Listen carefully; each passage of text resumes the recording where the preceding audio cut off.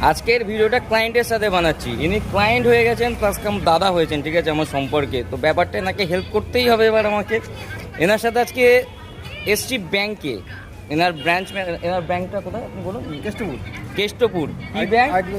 দেখতেই পাচ্ছেন, IDBI bank. এনার ম্যানেজার ছিলেন না, ম্যানেজারের ছোট পোস্টে যিনি চেয়ার হোল্ডার ছিলেন উনি ছিলেন। কি হয়েছে ম্যাটারটা আপনার সাথে বলুন, কি রিজনের জন্য এসেছিলেন আর আপনার সাথে কি হয়েছে পুরো ঘটনাটা বলুন।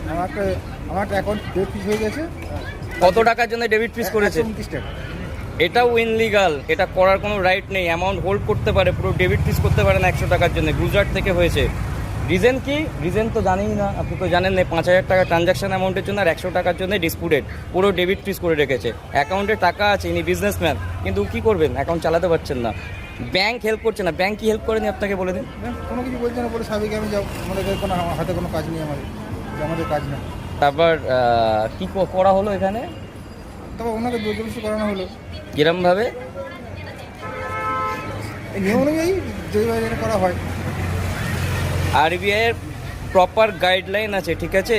এটা আপনার বেসিক রাইট। আপনি যখন ব্যাংকে যাবেন, আপনার অ্যাকাউন্টে যখন কোনো সাইবার ইস্যু লাগবে, সাইবার ক্রাইম কমপ্লেন্ট হবে বা কোনো কিছু হয়েছে ডিউ টু ইনভেস্টিগেশন বা due to cyber crime, due to কোনো ক্রাইম, যাই হোক না কেন, আপনার স্টেটমেন্ট প্রয়োজন আপনার ব্যাংকের থেকে।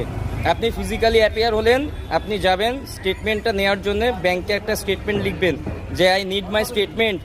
ওখানে আপনাকে স্টেটমেন্ট দিতে পুরো বাধ্য, ব্যাংক বাধ্য। এটা আপনার বেসিক রাইটের ভেতরে পড়ে।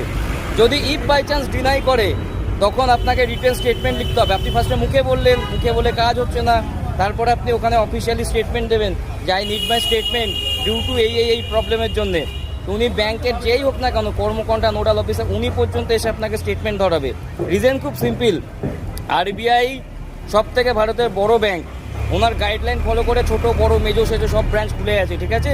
তো ওনার গাইডলাইনটা খুব ইম্পর্টেন্ট। উনি সবাইকে, সব ব্রাঞ্চকে, সব পার্টিকুলার প্রত্যেকটা ব্যাংকে গাইড করে রেখেছেন যে আপনি এই গাইডলাইনে ফলো আপ করবেন, তাহলে ব্যাংক চালাতে পারবেন না।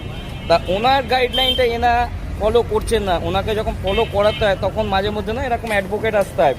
তো যাই হোক না কেন, ব্যাপারটা হচ্ছে ফোন ফান হলেও অনেক কিছু করলেন না। সামান্য আপনাদেরকে বলছি, এনাকে তো একটা নিজের যে ব্রাঞ্চ আছে, ব্রাঞ্চের ইমেল আইডি প্রোভাইড করছে না। তো একটা যেখানে ওনাকে অফিসিয়ালি আনফ্রিজ করবেন ওনার অ্যাকাউন্টটা, সেই ইমেল আইডিটাও প্রোভাইড করছেন না।